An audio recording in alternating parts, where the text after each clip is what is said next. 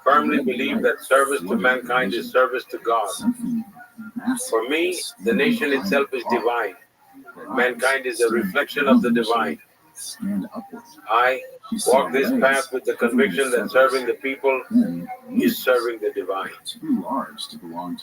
That's why the very notion of struggling with loneliness has never even remotely crossed my mind. Like at the time of pandemic, the family raced to pull Marcella and the baby into the house. With the lockdowns and traveling restrictions in place, as they saw the creature I came up with a way brother Raymond pulled to make the most of my time. By the night of Thursday, I designed a 1966, governance model that operated seamlessly through video conferencing. The TNT area, I kept myself occupied we with struggled to keep everyone remote safe work from the and random virtual gunfire meetings. that would sound out from the abandoned Another thing I buildings. did Trigger happened was to connect with the people I had worked with throughout my There have life. been 2 sightings in as many Among my months. party's volunteers nationwide, I made a list of those who were 70 and older. Some of the volunteers had very humble beginnings and came from very modest backgrounds. I personally called every volunteer age 70 and As above. the story spread throughout the region, I made it a point began to pick it up. to inquire about their health Soon, the name and their families' well-being. I inquired about how their area was coping. Mary I asked these questions to make sure they were doing well. This allowed me to build rapport with them. She was And we would go down the memory lane. They were touched that the Prime Minister would check on them in the pandemic. I made around 40 calls every day without fail. I carried on with this throughout the pandemic. It gave me the chance to reconnect and relive old memories with familiar faces. Loneliness is never a concern for me, as I always find ways to stay engaged. And I have long been at peace with myself. The time I spent in the Himalayas have helped me develop this. I've heard from many people that you are the hardest worker they know. What's your philosophy behind that? Maybe you put in crazy hours every single day. Do you ever get tired? What's your source of strength and perseverance through all of that? Look, first of all, I don't believe I'm the only one working. I look at the people around me and always think, these people work harder than I do. But it's also unlikely. When I think about farmers, I realize how hard they work. They toil and sweat under the open sky day after day. When I look at our country's soldiers, I think about how many hours someone spends working tirelessly in snow, deserts, or even underwater day and night. When I see a laborer, I think about how hard they're working. I always think about how hard our mothers and sisters work in every family for the happiness of the family. They're the first to wake up and the last to go to bed, taking care of everyone in the family, while also managing social responsibilities. Thinking of all this, I'm in awe of how hard people work. So I think, how can I sleep? How can I relax? So naturally, the motivation is right in front of my eyes. Those very things around me keep me motivated. Secondly, my responsibilities keep pushing me forward. The responsibilities entrusted to me by my fellow citizens always remind me that I'm not here to enjoy privileges. Not surprisingly, I will always give it my absolute best. Perhaps there are a couple of things I may not accomplish, but there will never be a lack of effort or hard work for me. And when I was campaigning in 2014, I had made a promise first in Gujarat and later across India. I promised my fellow citizens that I will never fall behind in hard work for my country. Secondly, I promised I would never act with bad intentions. And thirdly, I vowed I'd never do anything for personal gain. Today, it's been 24 years. For such a long period, the people have entrusted me as head of government. I've continuously held myself to these three standards. On his first and I marriage still on live by them December today. 7th, My inspiration 1966, comes from Mary serving ordered 1.4 Mothman billion people, witnesses, including the from Scarberries understanding and Reds, fulfilling their on a tour aspirations of the TNT area. and Among the addressing witnesses was Connie Carpenter, their niece needs. of Mary's. John I'm always took determined to particular do as interest much in as I her. can, Mary work as hard noticed as that his possible. eyes were Even today, inflamed, my energy remains swollen. just as strong. She thought that Me as an perhaps she engineer, had as a person who converged loves reactions. mathematics, I have to ask. John had seen this Srinivasa before. Ramanujan is an Indian mathematician. From a century ago, he's widely considered to be one of the greatest mathematicians of all time. Self-taught, grew up in poverty.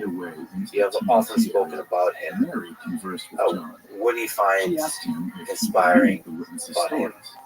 At this point, she was Look, their ardent I defender.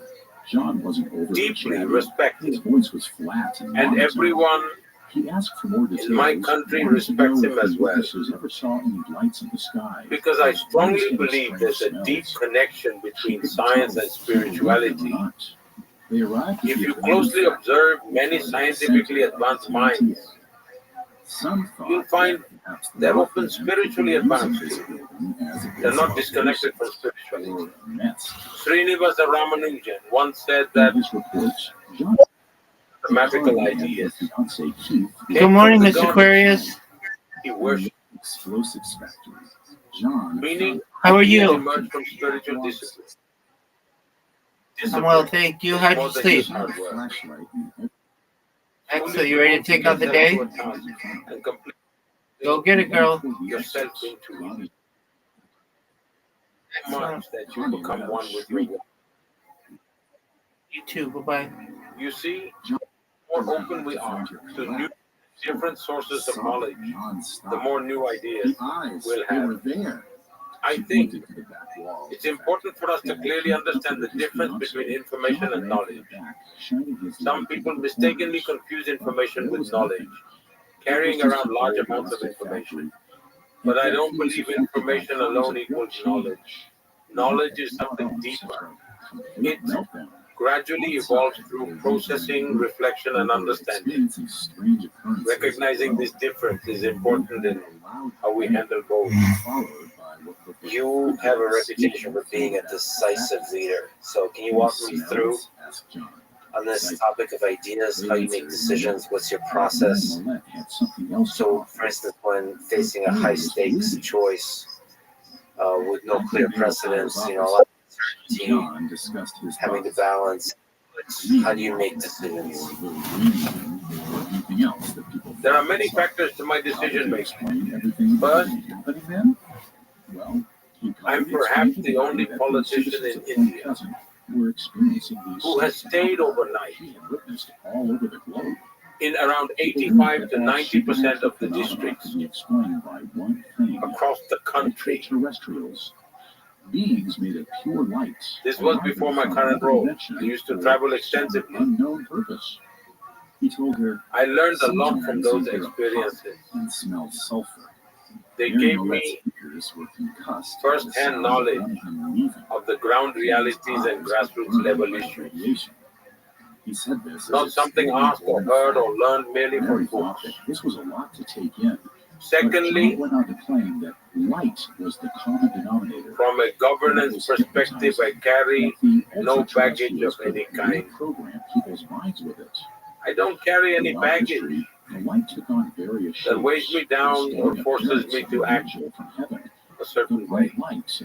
Thirdly, I have a simple yardstick for decisions. Mary expressed doubt. My country first. I always question if what I'm doing harms my nation in any way. Additionally, Mahatma Gandhi once said that if you're ever unsure when making a decision, think of the poorest person's face, remember them, and ask yourself, will this help them? Then your decision will be right. That wisdom always guides me, remembering ordinary citizens and considering how my actions affect them. Another factor in my approach is that I'm very well connected. In my administration, my officials know this well and probably feel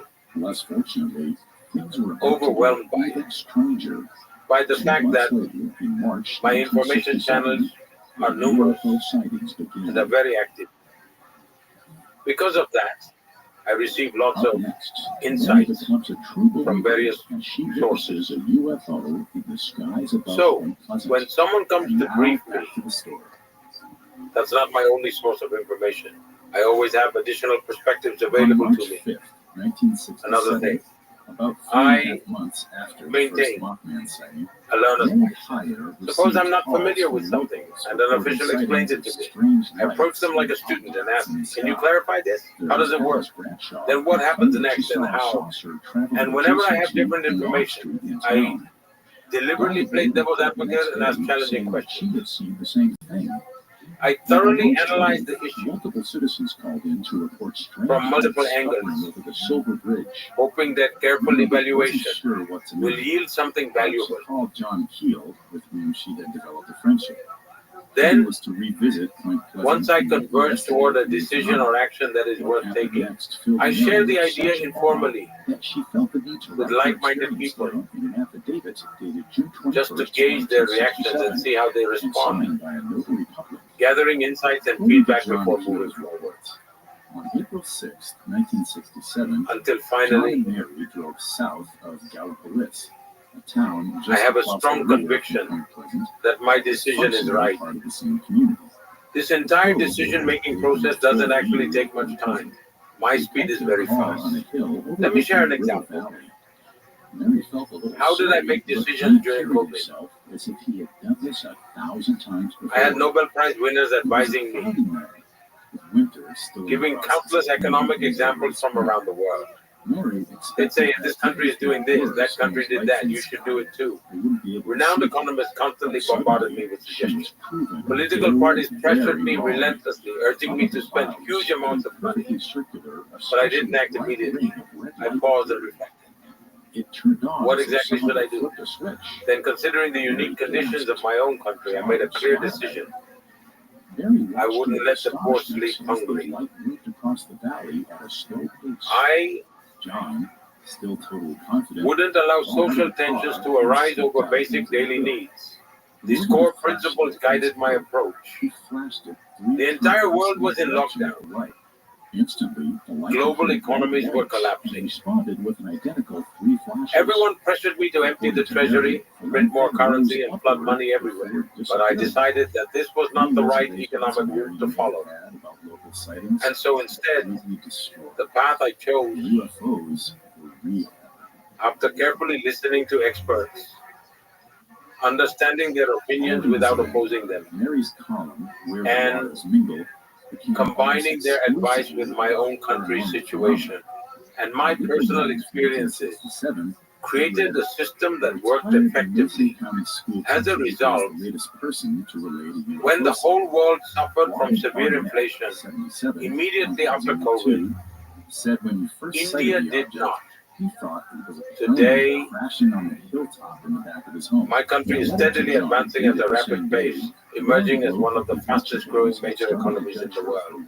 The main reason is that during that crisis, with patience and discipline, I resisted the temptation to apply every global theory blindly.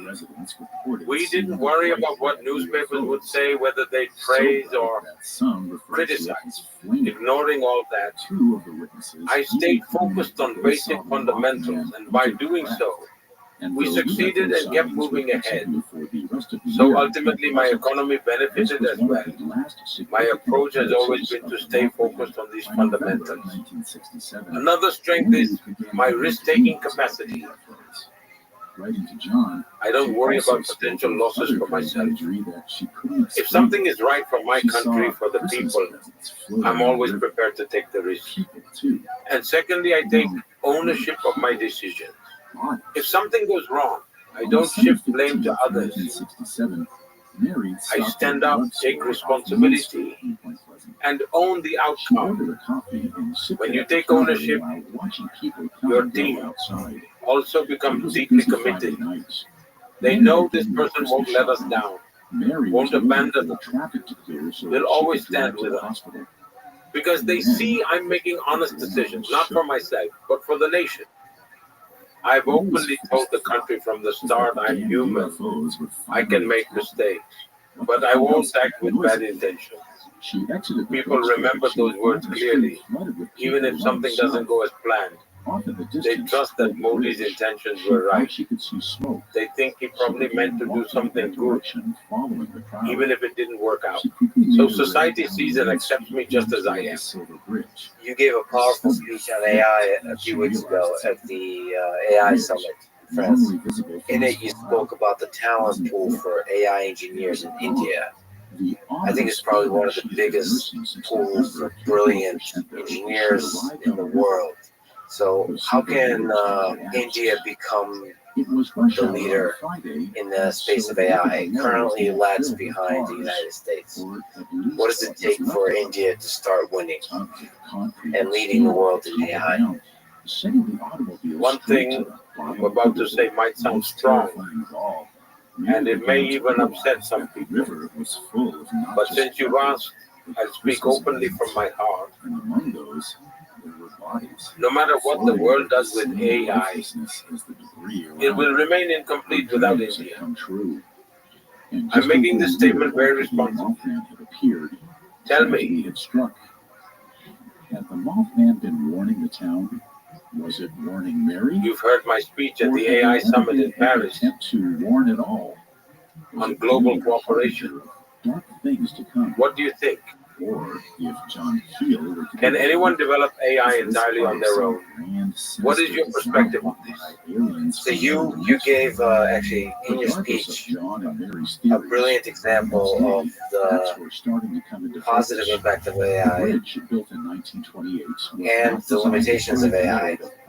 I think the example you gave is when you ask it to generate an image of a person writing with a left hand, it's always going to generate a person writing with their right hand. Years later, So in that way, the West creating an AI system where India is not part of that process is always going to generate the person with the right hand. It's an essential part of what the world is historically, but especially in the 21st century. I agree. I believe AI development is fundamentally a collaboration. Everyone involved supports one another through shared experiences and learning. India isn't just developing theoretical AI models.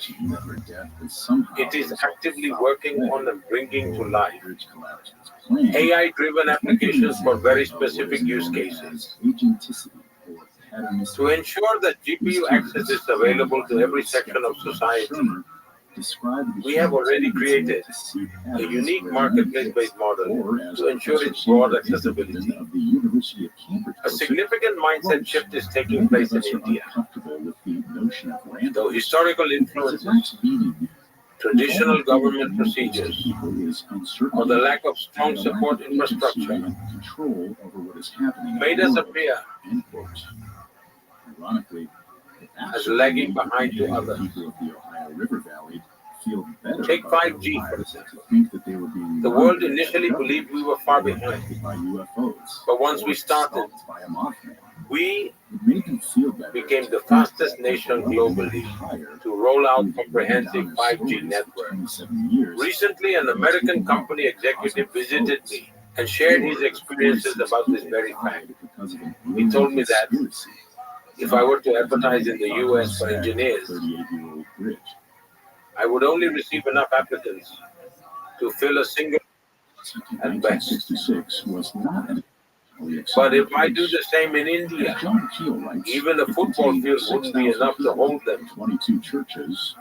This indicates that India has access to an extraordinarily pool of talent, and that's our greatest strength. After all, artificial intelligence is fundamentally powered, shaped, and guided by human intelligence. Without genuine human intelligence, AI can't thrive or progress sustainably. And that real intelligence exists abundantly in India's youth and talent pool. And I believe that's our greatest asset. But also, if you look, many of the top tech leaders First of all, tech talent, tech leaders in the U.S. are of Indian origin. Sundar Pichai, Satya Nadella, Aravind Sarvanas. You've met with some of them. What spirit of their Indian origins do you think they carry in them that enables them to be so successful? Look, Indian culture emphasizes that there should be equal respect for the place where you're born and the place where you work. There should be no difference. As much as there is dedication to the land of birth, there should be the same sense of dedication to the land of work. You should always give your best wherever you are. Because of these rich cultural values, every Indian strives to give their best effort, regardless of their role or position. They don't wait until they're in senior role, even in smaller roles. Secondly, they never get involved in anything questionable or unethical. They tend to remain dedicated to what's right and ethical. Their nature is collaborative. They easily get along with others. Eventually for success. Just having knowledge isn't enough. The ability to work effectively as part of a team matters significantly more. Understanding people and harnessing their abilities is an incredibly valuable skill. Generally, people raised in India, especially those coming from joint families and brought up in an open society, find it easier to lead complex tasks and large teams effectively. That's why today, in major corporations across the globe, you'll find Indians holding key leadership positions. And the problem-solving ability, along with the analytical thinking of Indian professionals, are truly exceptional. I believe this capability is so strong, it makes Indians globally competitive and extremely valuable on the international stage. This is the reason why in fields like innovation, entrepreneurship, startups, and boardrooms, you'll find Indians achieving extraordinary results everywhere. Take our space sector, for example. Previously, it was entirely government controlled. But just a couple of years ago, I opened it up to the private sector. And now we already have 200 startups working in space technology. Moreover, our missions like Chandrayaan are extremely cost-effective. India's Chandrayaan mission cost less than what Hollywood spends making a single blockbuster film. So when the world sees how cost-effective our work is, they naturally think, why not partner with India? This automatically generates respect for Indian talent globally. I believe this is a hallmark of our civilizational ethos. He spoke about this human intelligence. Do you worry that AI, artificial intelligence, will replace us humans? It's true that in every era, a competitive atmosphere was created between technology and humanity. At times, it was even portrayed as conflict. It was often portrayed as if technology would challenge human existence itself. But every time, as technology advanced, humans adapted and stayed a step ahead. It has always been the case. After all, it is humans who find the best ways to use technology to their advantage. And I believe that with AI, humans are now being forced to reflect on what it truly means to be human. This is the real power of AI. Because of the way AI functions, it has challenged how we perceive work itself. But human imagination is the fuel. AI can create many things based on that. And in the future, it may achieve even more. Still, I firmly believe that no technology can ever replace the boundless creativity and imagination of the human mind. I agree with you. It does make me and a lot of people wonder what it makes humans special, because it seems that there's a lot that makes humans special. The imagination, the creativity, the consciousness, the ability to be afraid, to love, to dream, to think outside of the box, outside of the box, of the box, of the box, take risks, all of those things. Now look, humans have an innate ability to care for each other. All of Parcast's other podcasts. The natural tendency to be concerned about one another. Google Play, Castbox, Now, can someone tell me, is AI capable of this? This is one of the big open questions of the 21st century. Extraterrestrial was created by Max Tucker. Every year, you host the Pariksha Rachacha, where you interact directly with young students and give them advice on how to prepare for exams. I watched a bunch of them.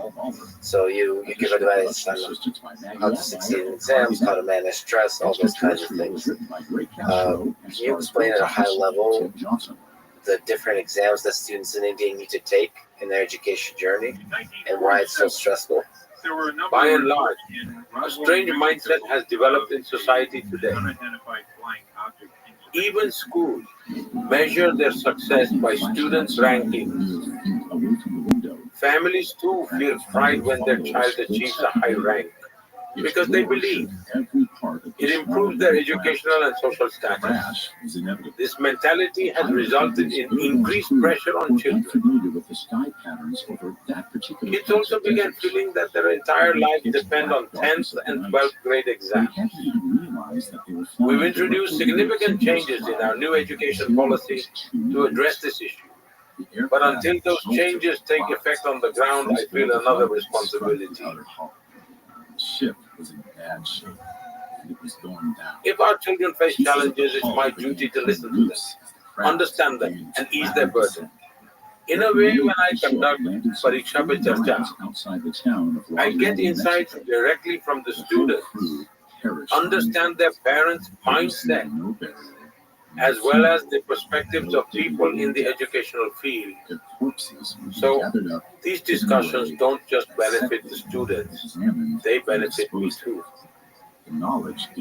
Exams are valuable for assessing knowledge in a specific domain, but they can't become the sole measure of someone's overall potential. Many people may not score high academically, yet can hit a century in cricket because that's where their true strength lies. When the focus shifts to actual learning, scores tend to naturally improve. I remember when I was a student, I had a teacher whose learning techniques still greatly appeal to me today. He would give us children specific instructions. To one child, he would say, tomorrow bring exactly 10 chickpeas from home. To another, he might request, bring 15 grains of rice, no more, no less. A third child could be told, bring 21 mung beans, precisely that number. Different students got different quantities and varieties. So each child would think, I need to get exactly 10. And counting them at home helps them memorize numbers naturally. Then they'd learn what chickpeas were. And after returning to school, they'd pull it all. The teacher would then ask, take out 10 chickpeas, 3 chickpeas, 2 mung beans. This way children learned math and could identify chickpeas and mung beans effortlessly. I'm talking about early childhood education here. Such learning techniques educate children without burdening them, and we've incorporated similar methods into our new education policy. When I was in school, I observed one of my teachers using an innovative idea. On his very first day, he placed a diary on the table and said, whoever arrives earliest each morning will write one sentence in this diary along with their name.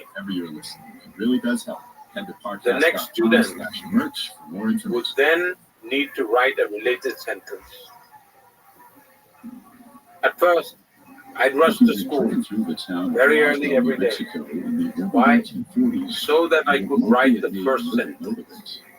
I once wrote something like, today's sunrise Old West territory was magnificent. Mexico, Arizona. It filled me with energy. It was small. I'd write my name, and whoever arrived after me had to write something connected to the sunrise as well. Roswell's population was After a few days, ranchers, farmers, I realized and workers and pilots. my creativity wasn't improving much from this. Located 3 miles away. Why? The Air Force Because I'd Base arrived gave with the a fixed town thought some already in small mind aspect of Milford. and simply write it down. There was also So I American decided Field I'd start W, going last instead. which had supplied a workforce What happened of then prisoners during World Was War that I'd II. read what others had These written prisoners first, worked on buildings in Roswell that and then still tried to stands give my before very best. But the military significance As a result, my of creativity began to improve even more. Some teachers do these small, simple activities that greatly impact your life. These experiences, combined with my own background in organizational work, made human research development a key area of focus for me. That's why I engage with children through events once or twice each year, and over time these efforts have resulted in a book that's benefiting thousands of children, serving as a valuable reference for them. Can you speak a little bit more by way of advice to students of how to be successful on their path in their career, how to find a career, and how to find success in India, and just to all the people across the world who find inspiration in your words? I believe that whatever task you get, 10 miles away in one of the neighboring ranches, if you perform that task day in and day out, with complete dedication and sincerity, maybe he preferred things that way. they inevitably Most people who knew that described him as a quiet, become an expert sooner or kept to later, himself and only spoke his mind when he and absolutely their had to. enhanced Russell's capabilities character has been compared to that of an old-style open cat. doors to He was the success kind of man who preferred to spend his day on his while horse, working. hunting the fields. He definitely seems like One a must man who continually enjoyed being strive alone. to improve their But skills he wasn't alone. and should never underestimate On June 14th, their ability to Brazil was learn. surveying grazing fields. When and someone spotted constantly some neglects their business. learning ability, There was they limit their growth. But those who look beyond their task and observe what others around them are doing, their capacity can double or even triple. To young people, I'd say this clearly: there's no need to feel discouraged. There's certainly some task out there destined just for you. Don't worry. There was too much material. Focus on enhancing your skills, and opportunities will come. The bigger pieces that Brazil noticed. You may think, I wanted to be a doctor but became a teacher. My life is wasted. Thinking like that won't help you at all. All right, you didn't become a doctor, but as a teacher, you can shape 100 doctors. This was in the late 1940s. Just as If you had become a doctor, you'd serve only your patients, but now, as a teacher, you can inspire students to fulfill their dreams of becoming doctors, so that both you and your students can together serve millions of patients. Then he gains a new perspective on life. I couldn't become a doctor, so I was miserable, and I was unhappy being a teacher. But now I realize as a teacher, I can create doctors. Connecting your life to a greater purpose brings a sense of inspiration and meaning. I have always believed that God has given everyone unique capabilities. Never lose faith in your own abilities. You should always maintain trust in your own abilities. Keep believing in yourself and trust that when the opportunity comes, you'll perform and you'll succeed. That confidence makes a person deliver results. How did those students deal with stress, the struggle, the difficulties along that path? Parents must first understand that life is not just about taking exams. Families should understand that their children aren't trophies meant to be displayed or models to show off in society. It's not about saying, look, my kid scores so high. Parents really need to stop using their kids just as status symbols. Secondly, students should always keep themselves well prepared beforehand. Only then So, Can they appear for exams feeling stress-free and confident? They should have complete trust in themselves and their abilities. Sometimes I see students panic over the smallest issues during exams.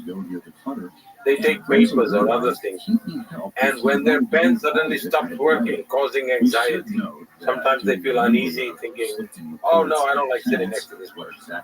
If the bench wobbles, their whole attention goes there, indicating self-doubt. Those lacking confidence constantly keep looking for distractions. But if you're confident and have genuinely worked hard, just take a minute, take some deep breaths, relax your mind, and refocus your attention calmly. Slowly read through the questions and allocate your time systematically. I have this amount of time, I'll dedicate these minutes per question. In my experience, students who regularly practice writing test papers can easily overcome such situations without any trouble at all. And you said always focus on learning. What's your approach to learning? What advice can you give on how to learn best? Not just when you're young, throughout your life. Let me share a personal example with you. I used to learn a lot from reading, but these days, more and more, I learn by being fully present. Whenever I meet someone, I am fully present in the moment. I give them my full attention. This complete focus allows me to grasp new concepts quickly. When I'm with you, I'm fully present, grounded in the moment. No calls or messages can pull me away from this moment with you. I am fully present, focused on the here and now. That's why I always believe this is a habit everyone should embrace. It will sharpen your mind and improve your learning ability. Besides, knowledge alone cannot light the way. You must immerse yourself in the flow of practice. You cannot master driving merely by reading the life stories of great drivers. You must get behind the wheel and take the road yourself. You must dare to take risks. You can never master the road if fear of accident or death holds you back. I truly believe that. Those who live in the present are the ones who live their life to the fullest. That's because they know that every moment lived has already slipped into the past. So you must embrace the moment before it fades into the past. Otherwise, chasing the future only turns the present into the past. It's not a trade worth making. Most people stress so much about the future that their present quietly slips away. Before they know it, the moment has already faded into the past. Yeah, I've heard a lot of stories of you having meetings with people, and it's usually all the distractions. There's no distractions. It's just two human beings, just like this, and just focus on the moment and the interaction. That's a really beautiful thing. And today really is a gift that you would give that focus to me. So thank you. Let me ask maybe a difficult, maybe a human question. Do you contemplate your mortality? Are you afraid of death? Can I ask you a question instead? Sure. I have a very interesting question. Life and death are two sides of a coin. But which of the two is more certain? Death. Exactly. Now, with that out of the way, we know for a fact that life itself is a whispered promise of death. And yet, life is also destined to flourish. So again, in the dance of life and death, only death is certain. So why fear what is certain? That's why you must embrace life instead of fretting over death. That's how life will evolve and flourish. But it is uncertain. That's why you must commit to enriching, refining, and elevating your life so you can live fully and with a purpose before death comes knocking. There was a growing interest in UFOs. That's why at you that must point in let history. go of the fear of death. Just a few weeks After all, before Roswell's death is story inevitable, on and there's June no use 24th, worrying about when it will arrive. 1947, a man It named will arrive Kenneth when it's Martin meant had to. reported seeing unusual objects What gives in you hope skies near about the Lake future, Washington State. not just of The India, press that but reported all of on human these civilization, claims had coined all the of us term humans here on flying Earth? saucer in their coverage. Well, This event would actually I am go an on to be the optimist at first heart. widely reported sighting of an unidentified Pessimism flying object and in negativity American history. are simply not Thus, ingrained in my mindset. 1967, They don't align with newspapers the were way I eager think. for flying saucer stories. That's why I always By referring to gravitate the toward the debris bright as side parts of a instead. flying disc, Colonel Blanchard had given them the If we story take they a were looking moment for. The July to 8th, reflect on the history of 1947 mankind, copy of the Roswell Daily Herald we see reported the on incredible Blanchard's gift. crisis humans have The headline overcome with read, resilience in and big strength. bold letters, RAAF We also see the captures major flying changes saucer humanity on has range in embraced to Roswell evolve region. with the times. Brigadier General Roger And this Grant continuous realized transformation that has carried on problem for as soon as he millennia. saw the headline. In every era, it is in human nature to adapt to the ever-flowing current of change. And while our progress has gone through cycles of ups and downs, it is those people who can break free from the constraints Just a few hours after the Roswell Daily Herald story hit the of these newsstands, historical the cycles Army brass had and outdated revised the thinking statements. patterns. Ramey showed the gathered reporters It is pieces they of the debris who that can had help been humanity achieve He made a extraordinary point positive to allow the breakthroughs press to get up close with an to look unshackled at the speed specs, and all grace, while emphasizing that there was absolutely no mystery transcending the in regards limitations to of the where old it way all of had doing come from. things Randy made it by clear that the embracing wreckage was from a weather change. balloon. And with that, In this moment, I was wondering if you could guide me perhaps to a Hindu prayer or meditation for a few moments. I learned, I'm trying to learn the Gayatri mantra. And in my fast, I was trying to do the chants. Perhaps I could try chanting. You could tell me about the importance of this mantra and maybe others in your life, in your spirituality. Should I try? Area 51 Yes, please. was just an obscure military outpost known as Om Green Lake. Uva National Svaha Intelligence Agency was still a few Tatsavitu months out from being Varenyam restructured as the CIA. Bhargo It was a Devasya different time Dhimahi for more conspiracy Di conscious Yo Yo presence. Naha All this goes to say Prajodaya. that on How'd I that do? day in It's 1947, okay. You when did government great. official told the world that Om the object Bhurvuvah suspected Swaha of being a flying saucer was, Tatsaviturvarenyam in Bhargo fact, Devasya Dhimahi Di Yo Yo Na Prachodayat. everyone believed him. We This believed mantra what is we were dedicated told, to the radiant power of the sun and did what we were told. and is considered a powerful tool for spiritual enlightenment. Many mantras in Hindu philosophy The brass are deeply has a intertwined title. On July 9th, 1947, the Roswell Daily Newspaper in some intricate and interesting ways This headline read, with science and nature, Roswell saucer. By most each accounts, woven into that different official facets story of life. and thus the Chanting story mantras on a daily UFO basis Roswell was effectively dead. brings profound Almost and no lasting governments benefits. back and forth on the issues. In your own spirituality, in your quiet moments, when you're with God, where does your mind go? What role do mantras play when you're fasting, when you're just alone with yourself? The word meditation has been overused to the point that it feels like a cliche. In Indian languages, we usually refer to it as dhyan. If I associate dhyan to meditation, it might seem burdensome to some. One might think, this is too difficult. I'm not an enlightened being. But it's not rocket science. It just means freeing yourself from distraction. For example, even when you're in class, your mind wanders to recess. The story largely read like all you think about is lunch, the not the lesson. military story. Razzle Meditation described the is simply being present in the moment.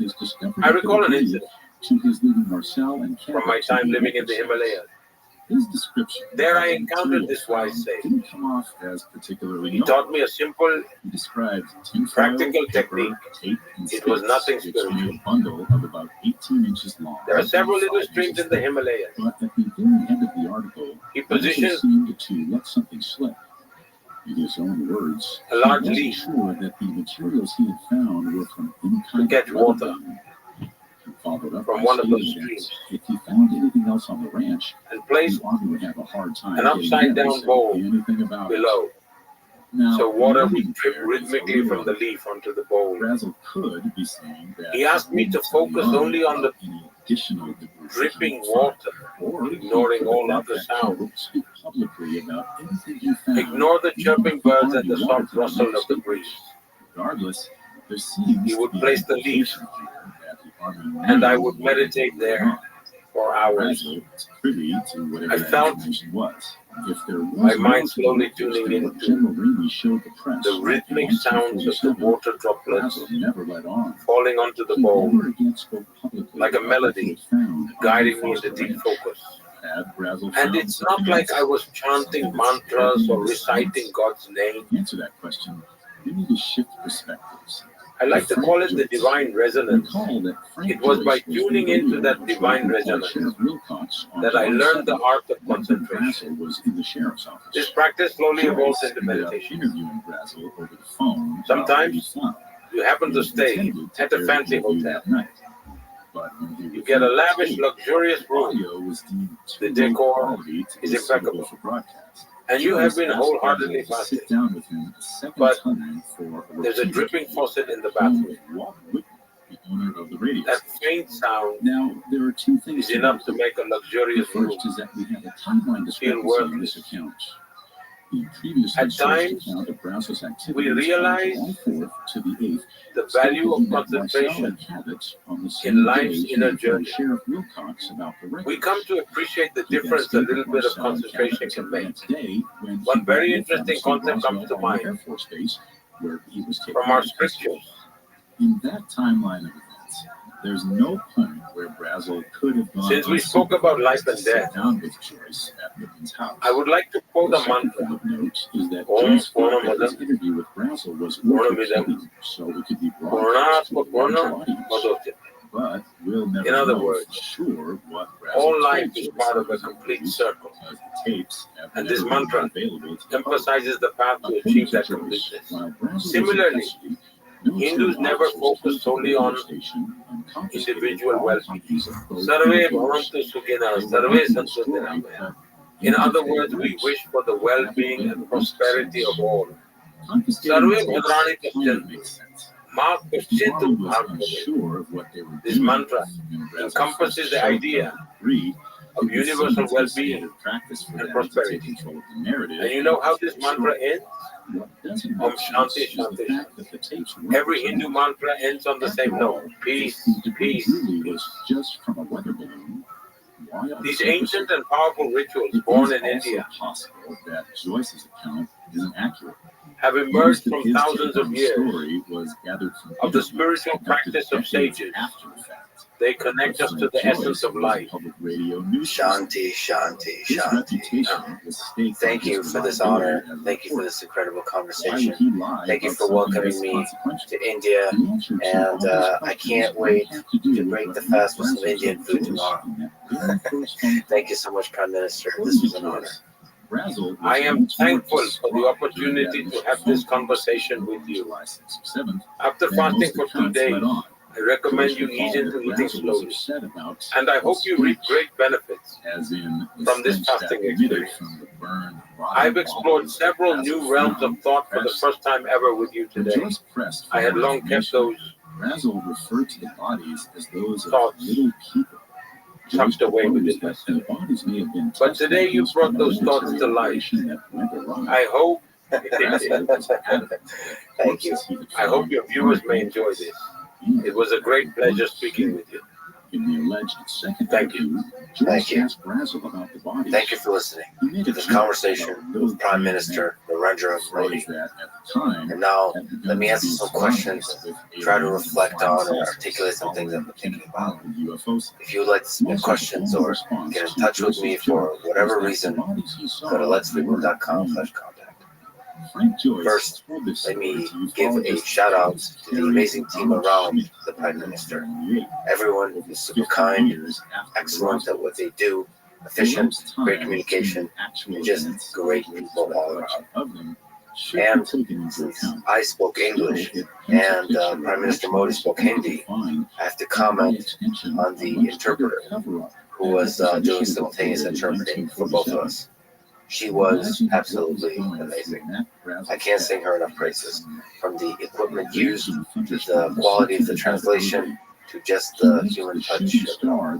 And in general, my travels around Delhi and India revealed to me some early glimpses of what felt like another world, almost like another planet, different culturally from anything I've experienced before. The chaos of human interactions, out there big dynamic personalities and characters. Obviously, India is composed of many distinct subcultures, and Delhi represents just one slice, much like neither New York or Texas or Iowa alone represent America. They're all different flavors of America. On my visit, I walked around and rode rickshaws everywhere, just aimlessly wandering the streets, looking to talk to people about life. Of course, like many places on Earth, there are always some people, especially those that have something to sell, who will at first see me as a tourist, a foreign traveler, one with some money to spend. Like always, I avoided such shallow interactions and went straight past the small talk to the meaningful conversations, shooting the shit about what they love, what they fear, what kind of hardship and triumph they've experienced in their lives.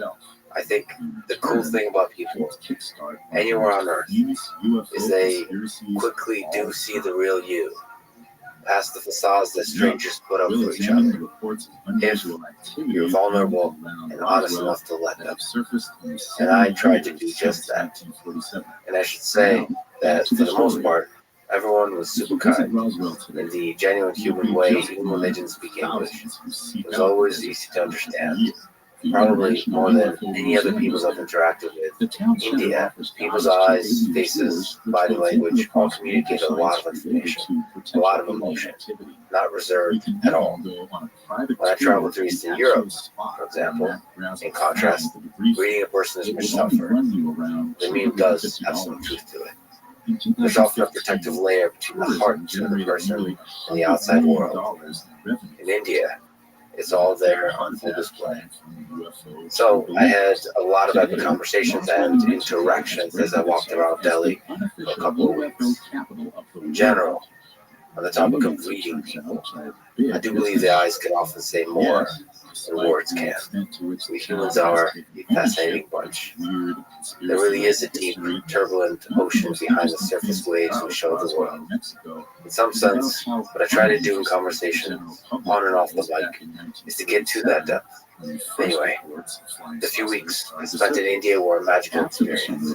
Traffic alone was a wild time, like the world's most difficult test for self-driving cars. It reminded me of watching nature documentary videos of swarms of fish, when it's thousands of them swimming around at insane speeds, seemingly in complete chaos. And yet when looking at the big picture of it, it all works like a perfectly tuned orchestra. I will most certainly travel around India with my friend Paul Rosalie in the near future, maybe with some other friends, all around, from the north of India to the south. Now, allow me to also comment about one of the books that first drew me toward India, and to its deep history of philosophical and spiritual traditions. The book is Siddhartha by Hermann Hesse. I first read most of Hesse's major work as a teenager, but then reread them again through the years. It first found me, Siddhartha, when I was immersed in a very different kind of literature, of Dostoevsky, Camus, Kafka, Orwell, Hemingway, Kerouac, Steinbeck, and so on. Many of these explore the same human condition that puzzled me when I was a young man and still puzzles me today, even more so. But Siddhartha was my introduction to the Eastern way of looking at these puzzles. It was written by Hermann Hesse. And by the way, please allow me this pronunciation of his last name. I've heard some people say Hesse, but my whole life I've always said Hesse. So anyway, it was written by Hermann Hesse, a German-Swiss Nobel Prize winning writer, during one of the darkest periods of his own life. His marriage was failing. World War I had shattered his pacifist ideals, and he suffered from debilitating headaches, insomnia, and depression. During this period, he began psychoanalysis with Carl Jung, which in part led him to explore Eastern philosophies as a way to heal his fractured psyche. Hesse immersed himself in translations of ancient Hindu and Buddhist texts, studying the Upanishads and the Bhagavad Gita. And so, the writing of Siddhartha was in itself, for him, a journey that paralleled that of the main character in the book. As they started writing the book in 1919 and finished 3 years later, experiencing an extensive psychological crisis in the middle. The book follows Siddhartha, a young man in ancient India, as he leaves behind wealth and comfort to search for meaning. You can feel his personal struggle in every page. Siddhartha's restlessness, his dissatisfaction with conventional wisdom, his need to find truth through direct experience. Again, the book wasn't simply a philosophical exploration for Hesse. It was psychological survival. He was writing his way out of suffering and towards his own enlightenment. I won't go into a deep analysis of the book here, but I will mention 2 key lessons I took away and carry with me to this day. First lesson comes from the scene in the book that, to me, is one of the great scenes in all of literature. Siddhartha sitting by a river, just listening, and in that river, he hears all of life, all sounds, all voices, all of time, past, present, future, flowing together as one. That scene gave me the experience of the notion that while in some grounded human sense, the linear arrow of time does exist, in another sense, time is a kind of illusion, that in fact everything exists simultaneously, that our lives are both momentary and eternal. It is hard to describe these ideas with words. I think they must be experienced as personal revelations. I'm reminded of the fish story that David Foster Wallace, another one of my favorite writers, described in a commencement speech 20 years ago. The story goes, 2 young fish are swimming along when they encounter an older fish swimming the opposite way. The older fish nods and says, "Morning, boys. How's the water?" The young fish swim on, and eventually one turns to the other and asks, "What the hell is water?" The illusion of the forward progress of time is water in this metaphor. As humans, we're fully immersed in it. But enlightenment, in part, involves being able to step back and get a glimpse at another deeper perspective on reality, where all things are inextricably interconnected across both time and space. Another key lesson from the novel that was especially formative to me as a young man was that one should not blindly follow others or learn about the world exclusively through books, but rather forge your own path and thrust yourself into the world where the lessons of life can only be learned by experiencing them directly. And every experience, both positive and negative, mistakes, suffering, and even seemingly wasted time, is all an essential part of growth. To this point, Hesse draws a distinction between knowledge and wisdom. Knowledge can be taught by others. Wisdom can only be gathered through experiencing the full mess of life yourself. In other words, the path to understanding isn't through rejection of the world, but through complete immersion in it. Those are my early steps in seeing the world through the lens of Eastern philosophy, but many of Hesse's books had an impact on me.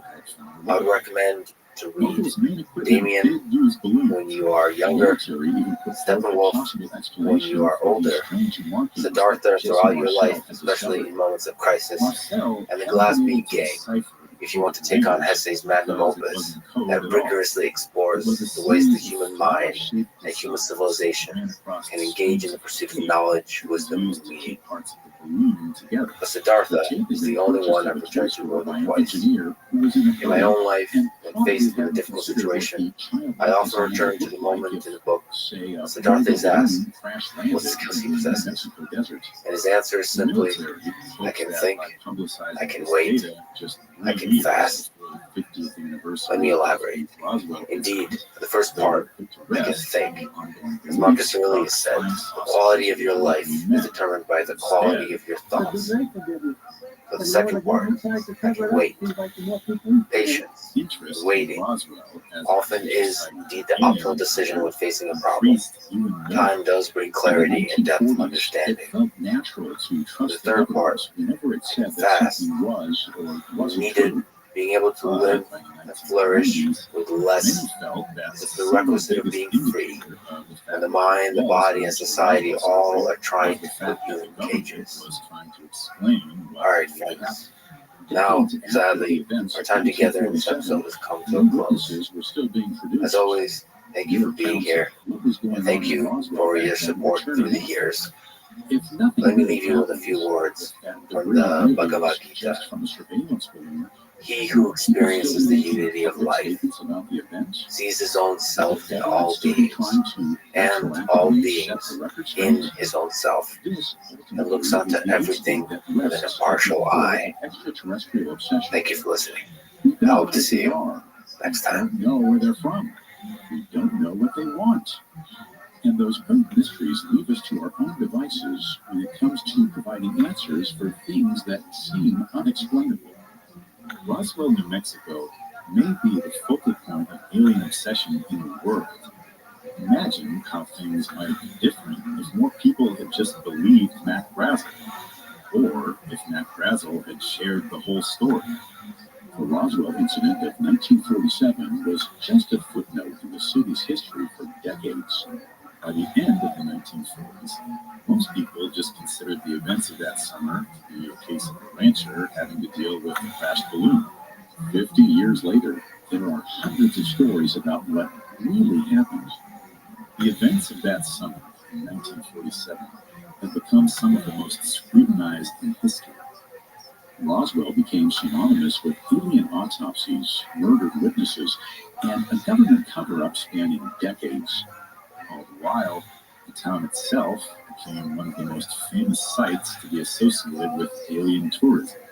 In our next episode, we'll discuss some of the wilder, less provable accounts of extraterrestrial encounters in Roswell. We'll also look at the character of the town itself and how it has maintained its relationship with unknown, suspicious, and the downright weird stories associated with it.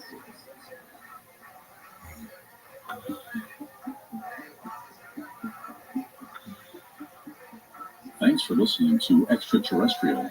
We'll be back next Tuesday with a look at how the town of Roswell transformed in order to accommodate its growing reputation as a hotbed of alien activity.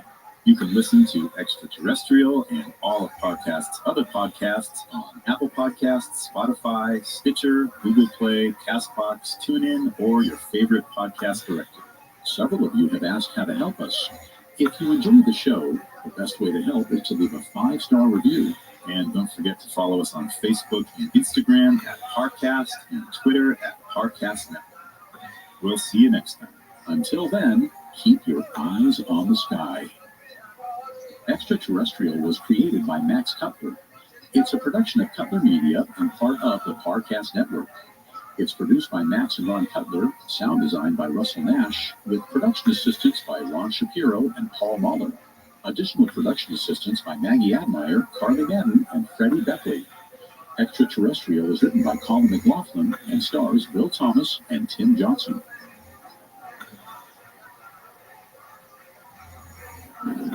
The storm came out of nowhere. The students and their professor took shelter in their tent as the thunder grew louder. It was July 1947. Anthropology professor William Holden and a group of his students from Texas Tech University had ventured into the New Mexico deserts. Their plans to dig along the base of the Capitan Mountains were cut short by the sudden thunderstorm and the streak of otherworldly light that cut across the sky in a rapid descent. The next morning, Holden led his students to the crash site. They came across wreckage, smoke, torn metal, and something that looked eerily like blood. The army quickly arrived on the scene. Holden and his students were instructed to not return to the area. More importantly, they were told not to speak a word of what they had seen. But they had seen it. The wreck was in the unmistakable shape of a flying saucer, and the blood came from the small, mutilated bodies of the alien crew who had died in the crash. At least, that's how one story goes. And the decades-long saga of the Roswell, New Mexico incidents is full of stories just like that. Some are suspicious, some seem outright impossible, but some seem just plausible enough to keep people believing in aliens.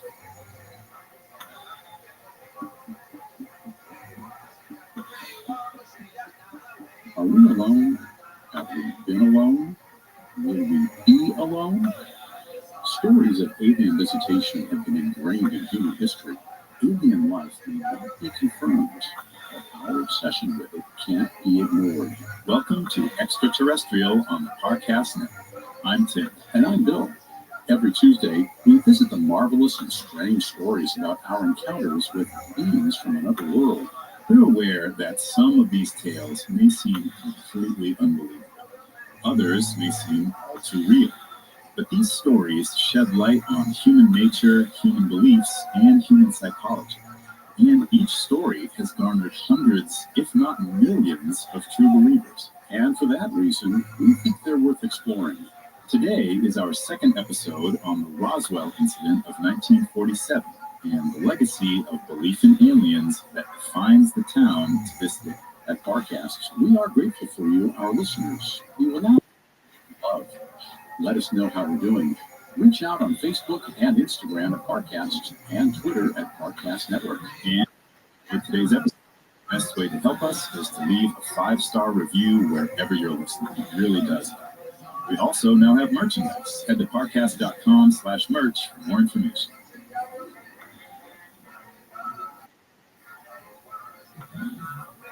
Our last episode discussed the official story of what happened in Roswell over the summer of 1947. At some point in early July, Matt Brazel, the foreman of Foster Ranch, came across the remains of some kind of flying object. The Army first identified these remains as parts of a flying disc, but quickly recanted that story and stated that Brazel had found a weather balloon. 50 years later, amidst a growing cultural obsession with the alleged cover-up of the Roswell incident, the Air Force released a report revealing the object was part of a top-secret military program meant to monitor for Soviet nuclear testing. That was the official story, and it's likely as much of an explanation as the government is ever going to provide. The U.S. government did not do a great job in clarifying what really happened back in 1947. The holes in the Air Force's official account allowed conspiracy theorists and ufologists to draw their own conclusions about what happened. Over the past 70 years, the story of the Roswell incident has been muddled by unverified witness statements, contradictory conclusions, and incomplete explanations for what really happened. Because of that, any story about Roswell, no matter how bizarre, can feel like it's true. This week, we're going to dive into some of the more out there and outlandish stories about what happened over the skies of Roswell in 1947. Is Roswell just a case of dozens of false memories encouraged by our cultural obsession with UFOs? Or did something really happen out there, all the way back in 1947? One main reason that the Roswell mystery has endured for so long is that the history of alien activity around the town is largely comprised of secondhand statements and interviews that were conducted decades after the fact. We should note, most of the stories we're about to examine are largely unverified, or at least full of contradictions. Today, Roswell is synonymous with crashed flying saucers, alien autopsies, and government cover-ups. But one often overlooked aspect of the Roswell mystery is how uninterested most of the world was when it first happened.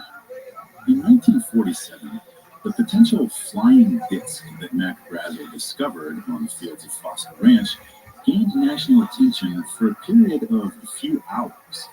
But after the Army backtracked its initial statement, the story went away. To most, it seemed like an open and shut case, and the case stayed shut for over 30 years. So why did it take so long after the initial incident for Roswell to gain national recognition as a site of potential alien activity? Historical trends play somewhat of a role here. There was a boom in UFO sightings following the original coining of the term unidentified flying object in 1947. Most of these sightings were disproven or publicly disregarded, and interest in UFOs waned. But in the 1970s, following the Kennedy assassination, the Vietnam War, and Watergate, national trust in the government was declining. Stories involving potential cover-ups of alien activity stood the chance of gaining national attention, even if they were in regards to events from decades ago. The Roswell mystery was a relatively obscure story until it was revisited by the press in 1978. It was, of all things, the tabloid newspaper National Enquirer that started the avalanche of investigations into the Roswell incidents that would come to define the town over the next 4 decades. The Enquirer ran images from the original issue of the Roswell Daily Record that had been published on July 8, 1947. RAAF captures flying saucer on ranch in Roswell region.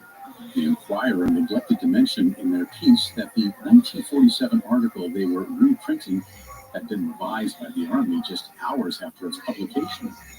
The piece picked up some steam, which was naturally the entire point in the business model of that tabloid. Of course, the National Enquirer doesn't make for a very reliable source, especially for our purposes. But it is worth noting that they were the first to publish a piece on Roswell in the 70s, and other writers, researchers, historians, and conspiracy theorists took note of the potential market for Roswell stories. In 1980, authors and prominent ufologists Bill Moore and Charles Berlitz published the Roswell Incidents. The book is mostly a compilation of interviews from people who lived in or near Roswell in 1947.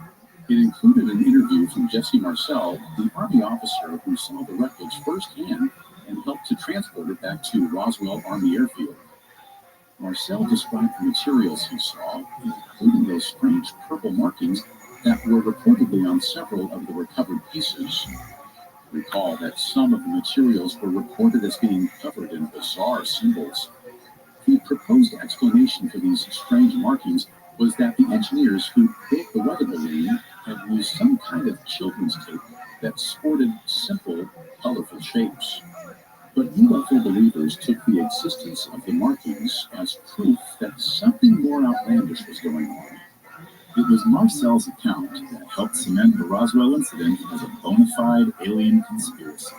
Moore and Berlitz put forth their theory in the book that an alien spaceship had collided with an Army weather balloon.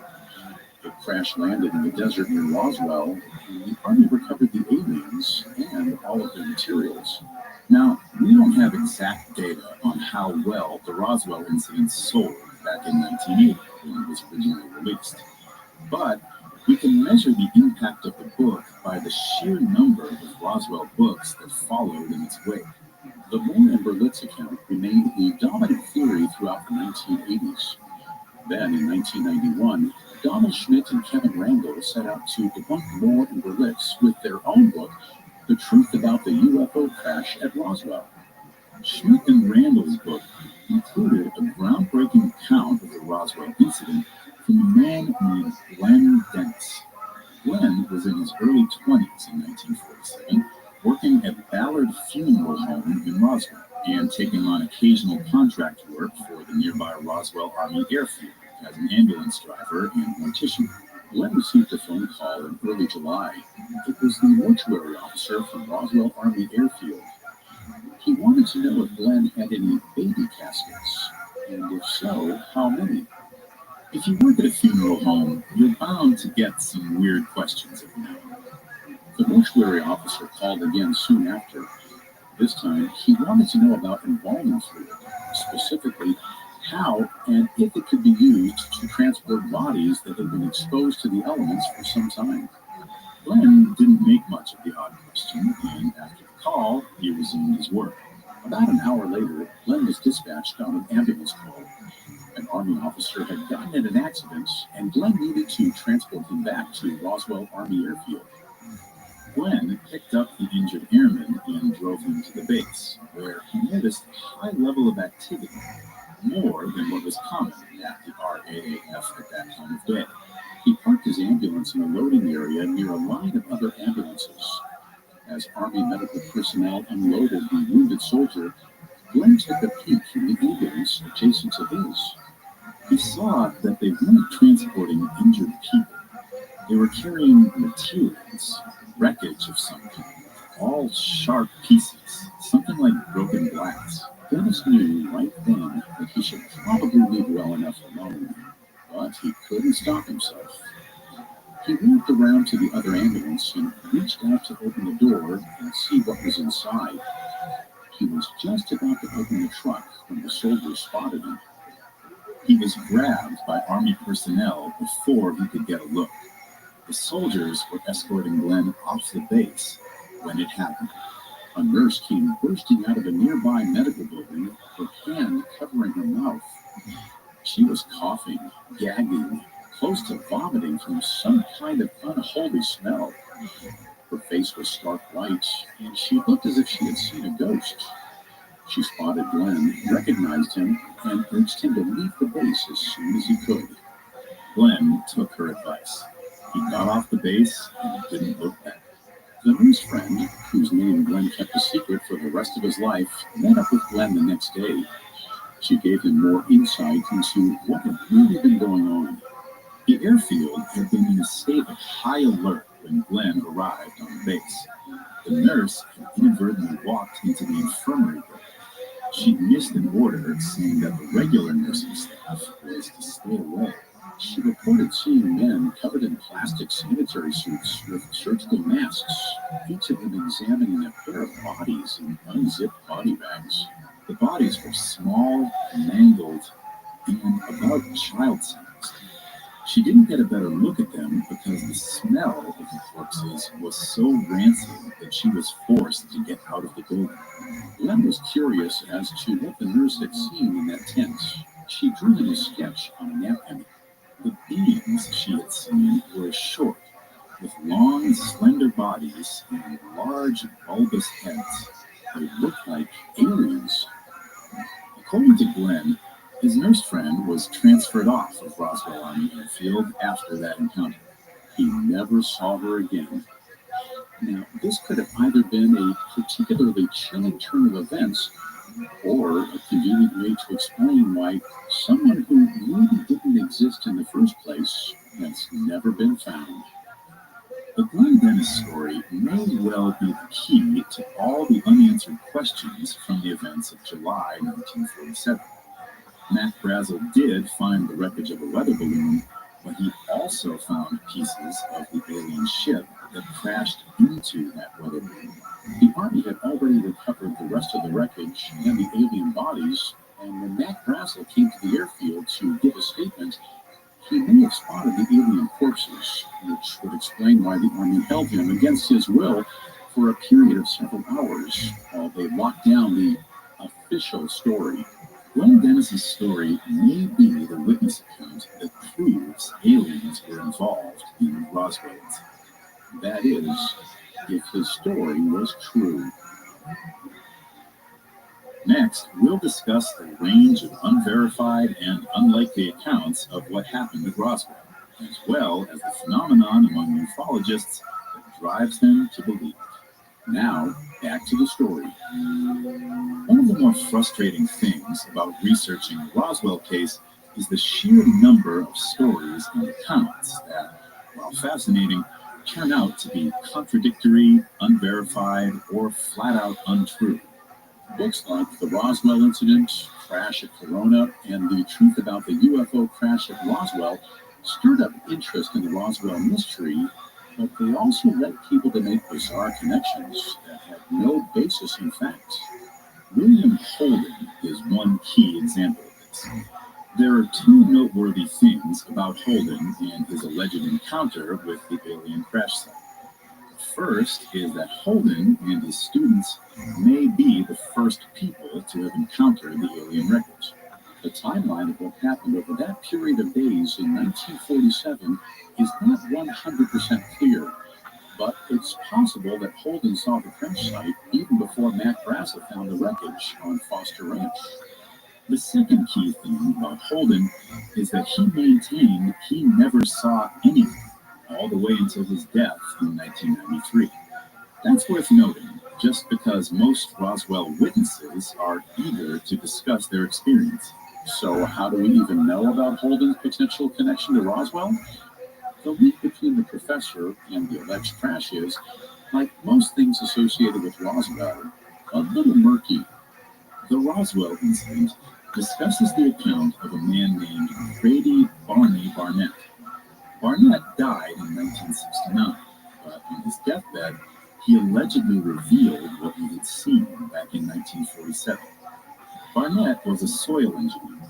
His exact reason for being out in the New Mexico desert is unclear, but it's not a stretch to guess that he was probably gathering sand. Barnett claimed to have come across the crash sites where he saw a metallic disc in the bodies of several small alien men.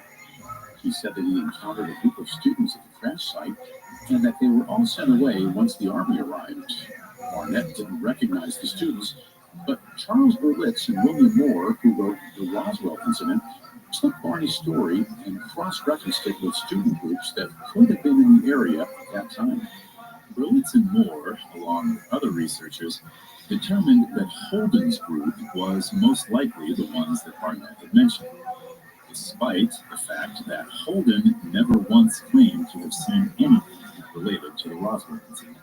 Barnett's story was naturally impossible to corroborate. He was dead by the time his account started spreading among UFO theorists, so no one could follow up to see if there were any holes in his story. And yet, because of that one second-hand account, Professor William Holden became inextricably linked to the Roswell saga.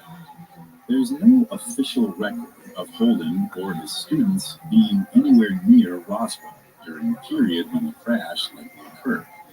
Later research into Holden's own notes put them closer to Fort Sumner, about 80 miles from the town.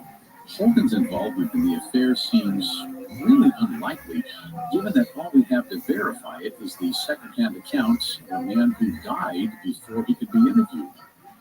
But there are dozens of conspiracy websites that go to great lengths to link Holden to Roswell, even going so far as to suggest Holden was paid off by the U.S. military to lie about what he saw.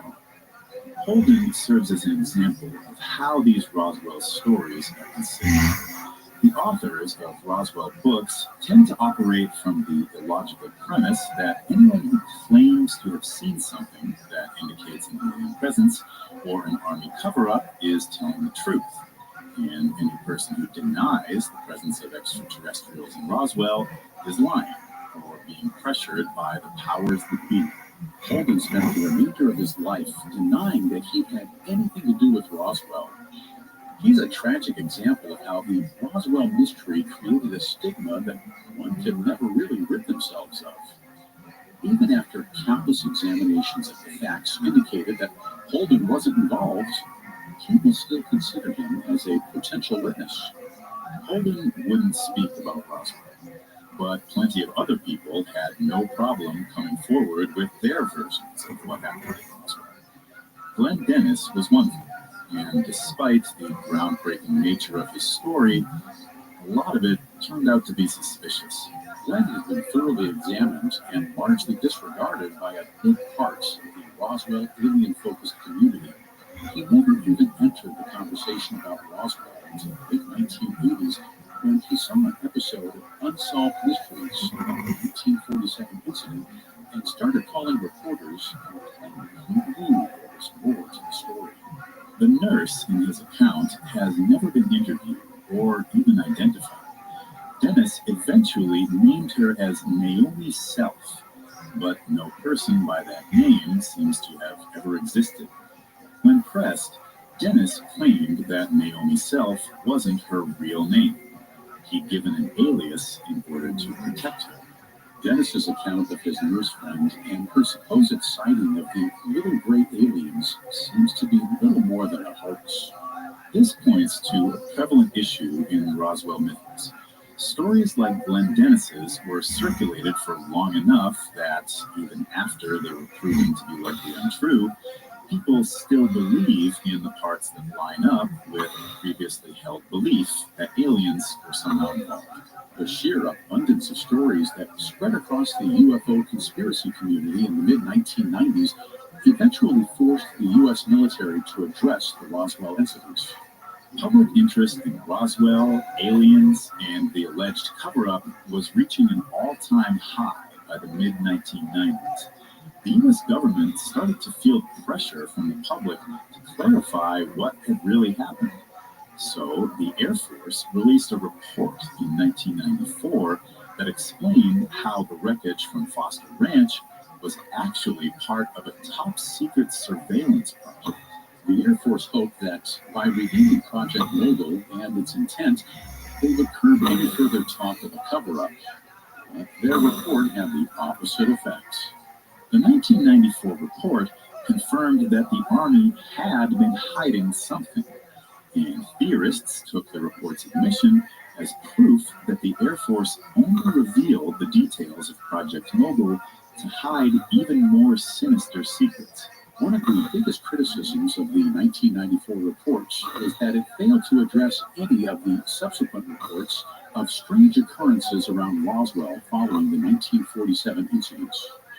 The Roswell incident and the sensationalist books that followed it made people aware of all sorts of bizarre claims, including the reports of bodies falling from the sky and Glenn Dennis's account of the alien autopsy he almost witnessed. Dennis relayed one story in particular about an alien with a swollen, bulbous head who apparently walked onto Roswell Army Airfield in 1959 and was never heard from again. The Air Force felt the pressure to elaborate on their initial report, and in 1997, they released a follow-up. Surely, they thought, this would clear things up. The 1997 report directly addressed the rumors of bodies that were allegedly spotted falling from the sky in the 1950s. And as it turns out, they weren't bodies at all. They were crash test dummies. In the 1950s, the U.S. Army had been testing the effectiveness of parachutes in high-altitude jumps. These tests primarily included strapping a crash test dummy into a chute and then examining them for damage upon landing. Translation: they dropped the dummies from really high up and then checked to see how they broke. The 1997 report even offered an explanation for the bulbous-eyed man who had been reported to walk onto Roswell Army Airfield of his own accord. His name was Dan Fulgham, and he was a pilot. By 1959, the Army had begun using live humans in their altitude parachute test. Fulgham had taken part in a test jump. While he was descending, his helmet malfunctioned, and the glass of his viewplate shattered. Fulgham was still very high up when this happened, where the atmosphere was thinner. The lack of oxygen in the air, combined with the intense velocity of the fall, caused his head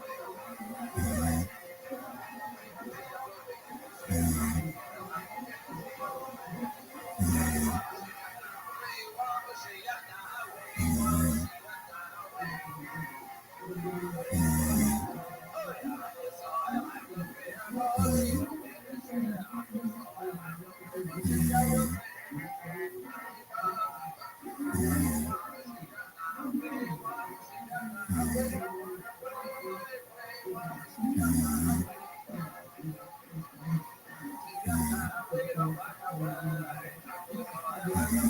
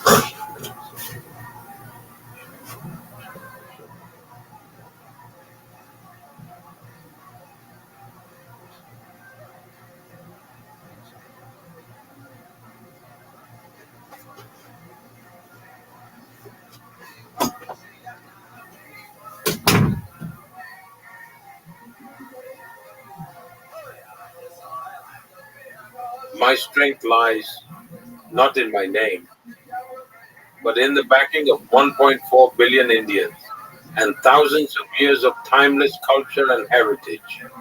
So wherever I go, I carry with me the essence of thousands of years of Vedic tradition, the timeless teachings of Swami Vivekananda, and the blessings, dreams, and aspirations of 1.4 billion Indians.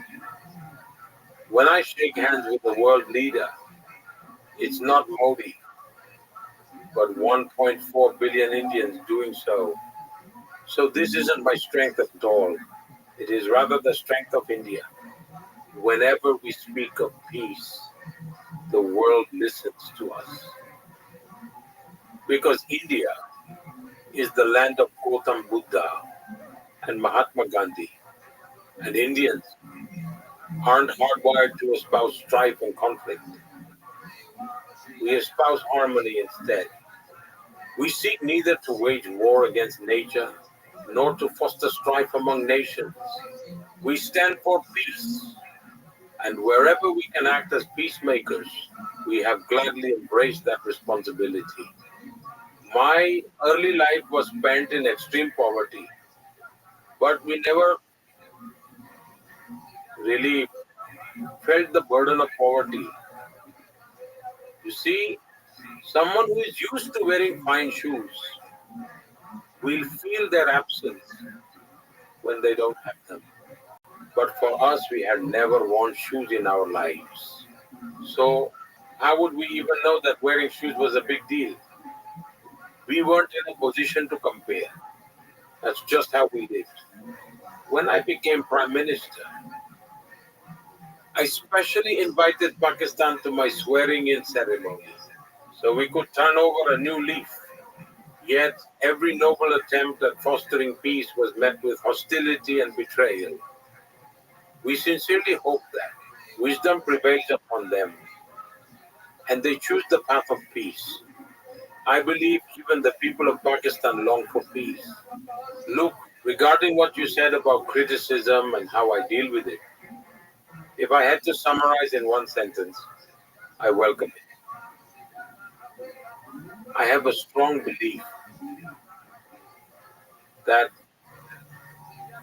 criticism is the soul of democracy. I want to tell all the young people the following. No matter how dark the night may seem, it is still just night, and morning is bound to come. The following is a conversation with Narendra Modi, the Prime Minister of India. It was one of the most moving conversations and experiences of my life. Allow me here to say a few words about it. Please skip ahead straight to our conversation if you like.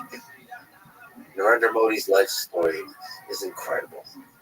He rose from poverty to lead a nation of 1.4 billion people, the biggest democracy in the world, where he won epic scale elections for Prime Minister 3 times. As a leader, he fought for ideas that unite his nation of India, a nation that is composed of a large number of highly varied and disparate cultures and peoples who have a long history marked by religious, social, and political friction. He's known for taking decisive, at times controversial actions, for which he's loved by hundreds of millions of people and is also criticized by many. We discuss all of this at length in this conversation. On the world stage, he is respected as a peacemaker and friend by most major world leaders, even those whose nations are at war with each other, from the United States to China, to Ukraine and Russia, to Israel, Palestine, and the Middle East, and everywhere else. Now, at this moment in history, it is clear, at least to me, that the flourishing of human civilization hangs in the balance. With several wars on the brink of escalation to regional and even global conflict, rising tensions between nuclear powers, technological developments from AI to nuclear fusion that aim to completely transform society and geopolitics as we know it, and, of course, generally increasing political and cultural turmoil. So now, more than ever, we need great leaders, great peacemakers, who build bridges, not destroy them, who may preserve the identity of their nations but still celebrate the common humanity of all of us, all people on earth. For this and many other reasons, this conversation with Prime Minister Modi was one of the most remarkable I've ever had. You may hear such words and think that I'm just enamored by power or access. No, never was, never will be. I do not idolize anyone, especially those in power. I'm generally skeptical of power, money, and fame because of their natural corrupting influence on the mind, the heart, the soul of a person.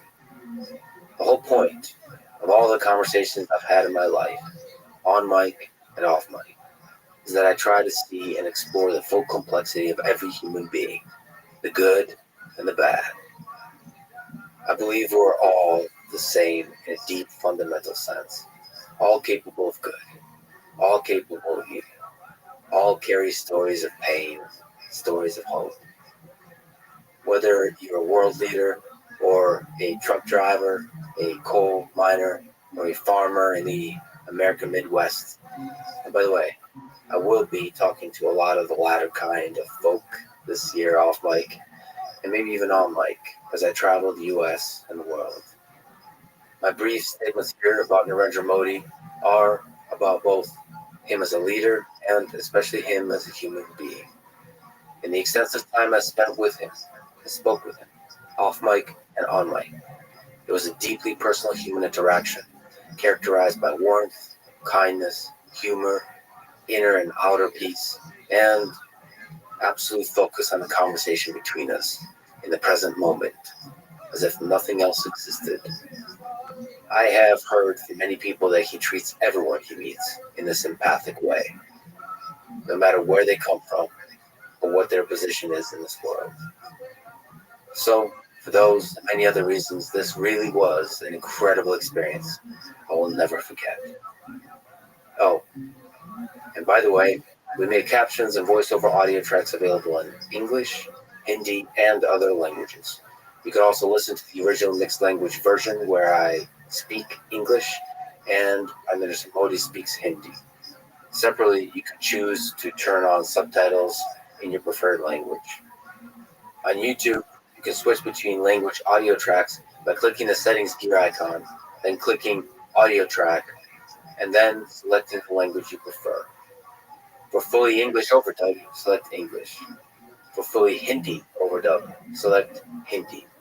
And to listen to the original mixed language version where I speak English and Prime Minister Modi speaks Hindi, please select Hindi Latin audio track. So you can listen either to a version that is all one language or to the original mixed language version with subtitles in your preferred language. The default is English overdub, where thanks to 11 Labs and a great team of translators, we do our best to bring the Prime Minister's voice to life with AI voice cloning in English.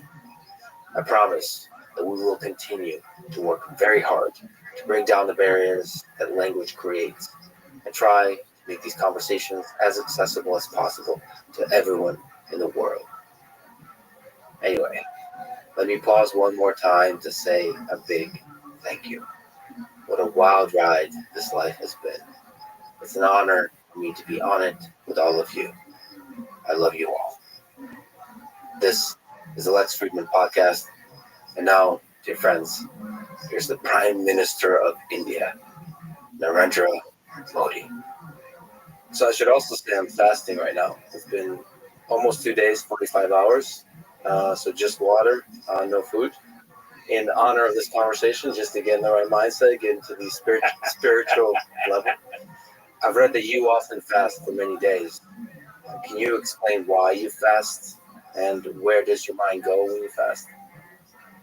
First of all, I'm truly pleasantly surprised and honored that you're fasting.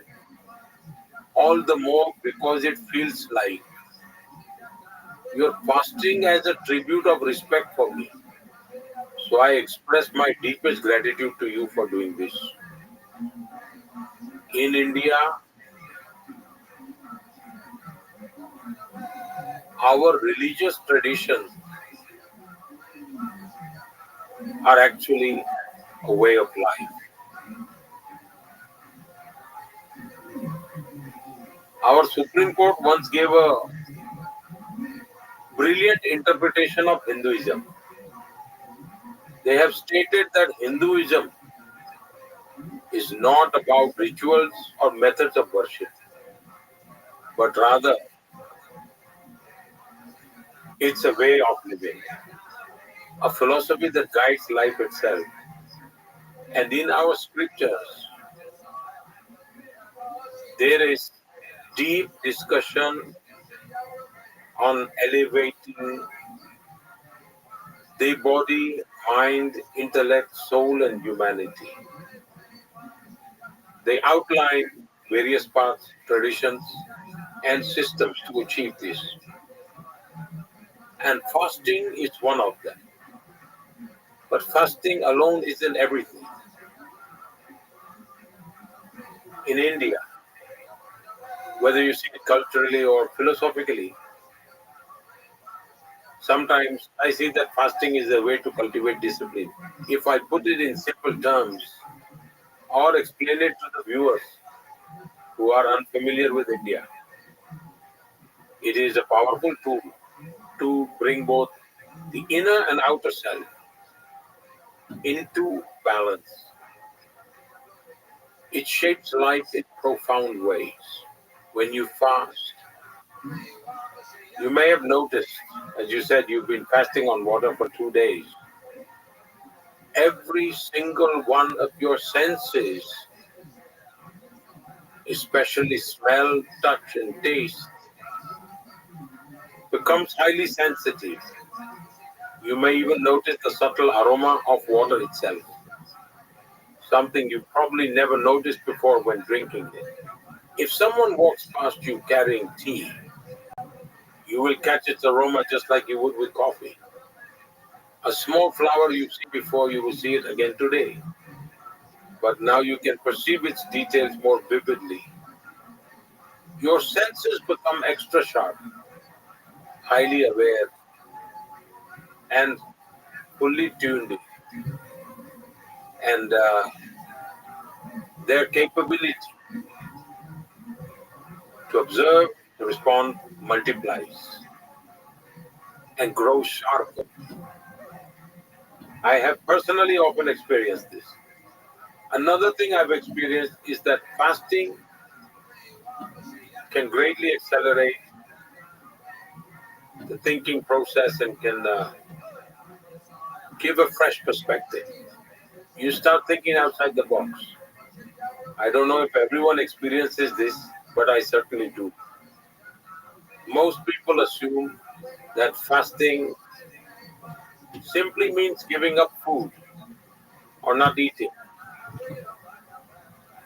But that's just the physical aspect of fasting.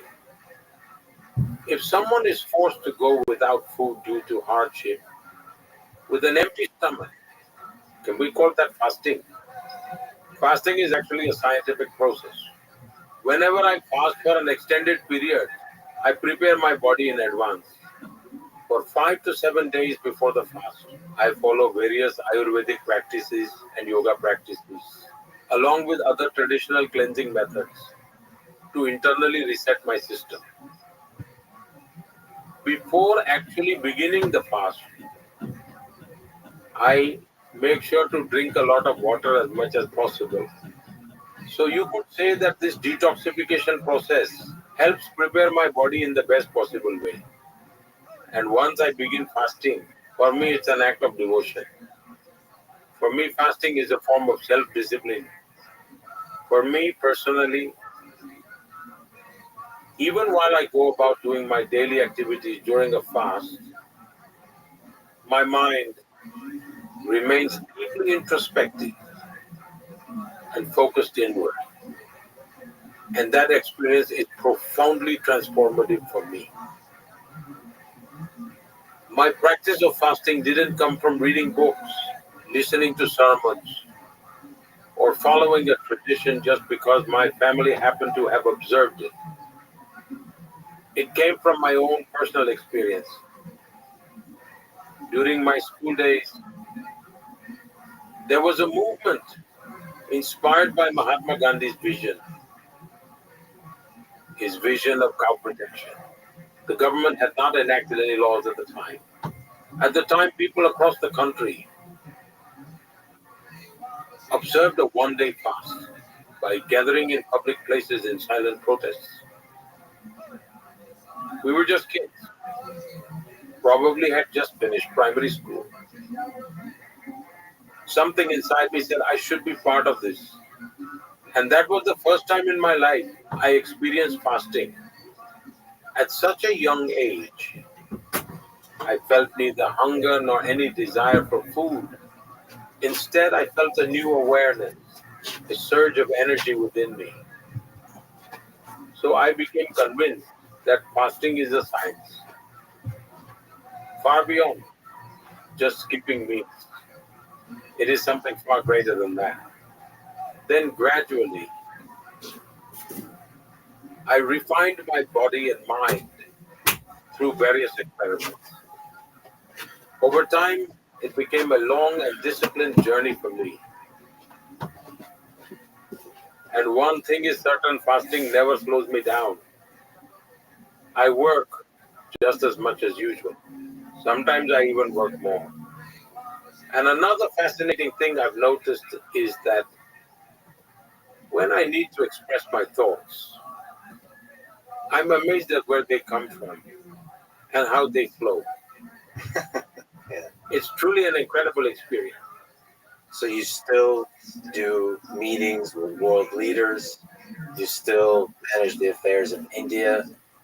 You still carry out your role as a leader on the world stage, all fasted, and sometimes 9 days. Well, this practice has a long historical context. I hope it may be interesting for those listening. There is an ancient tradition in India called Chaturmas. During the monsoon season, we know that the digestion tends to slow down. And so in this season, many people in India follow the practice of eating only a single meal within 24 hours. For me, this starts around mid-June and goes on until after Diwali around November. For about 4 to 4.5 months, I follow this tradition of eating only once in 24 hours. Then comes the Navratri festival in India, which usually falls in September or October. During this time, the whole country celebrates Durga Puja, a festival of strength, devotion, and spiritual discipline. This lasts for 9 days. During this time, I completely abstain from food and only drink hot water. Although drinking hot water has always been a part of my daily routine, my past lifestyle was such that I naturally developed this habit over time. Then, in March or April, another Navratri occurs called Chaitra Navratri. This year, it will likely begin around March 31st. During this 9 day fast, I eat only one specific fruit once a day. So for those 9 days, let's say I choose papaya, then for all 9 days I won't touch anything else, just papaya. That too, I eat only once a day. That's how I follow my 9 day fasting routine. So there are numerous fasts I keep throughout the year. And this has become a deeply ingrained tradition in my life. Perhaps I can say that I've been following these practices for 50 to 55 years. Has there been times when you met with a world leader and completely fasted? And maybe what do they think about that? What do they think about your ability to do that kind of thing? And you're right, I should mention that from even my 2 days, my ability to be present, my ability to sense everything, sharply focus on this experience is elevated. But yes, is there stories with a world leader that maybe jump to mind when you were fasted? Well, most of the time, I don't even let people know about it. It's my personal matter. So I never publicized it. But people gradually started finding out. It became known only after I became chief minister and prime minister. Otherwise, it was purely personal. But now that it's out in the open, I don't mind sharing. If someone asks, I tell them so it might be useful to them. Because it's not my personal property. It's my experience. And if that can help someone, why not share it? After all, my life has always been devoted to the well-being of others. For example, after I became prime minister, I had a bilateral meeting at the White House with President Obama. And he had also arranged a formal dinner. Then, as discussions between the two governments progressed, someone said, please join us for dinner. To which another replied, but the prime minister doesn't eat. This left them Welcome, a Hardy. bit concerned. How do you host the leader of such a major nation at the White House without serving food? When we sat down, they brought me a glass of hot water. I turned to President Obama and jokingly said, look, my dinner has arrived, as I placed the glass in front of me. Later, when I visited again, he still remembered. He smiled and said, last time you were